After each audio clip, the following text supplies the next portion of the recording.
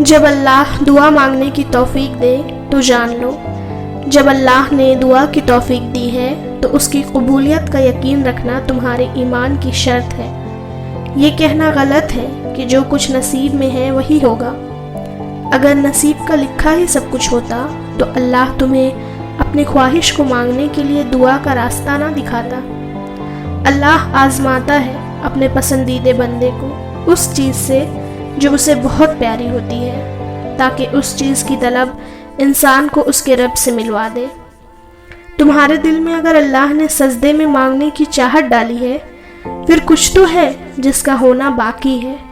बस अपने रब पर यकीन रखो। जो आंसू तुमने सजदे में बहाए हो उनका अल्लाह के पास कोई तो सिला होगा।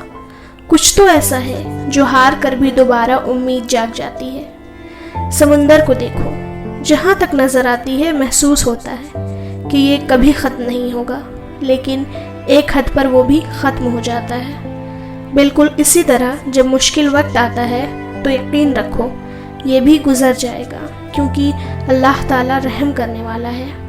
और याद रखना, तुम्हारा नसीब गलत हो ही नहीं सकता, क्योंकि तुम्हारा नसीब उसने लिखा है जो 70 माओं से ज़्यादा प्यार करता है। उसके कामों में देर हो सकता है पर अंधेर नहीं।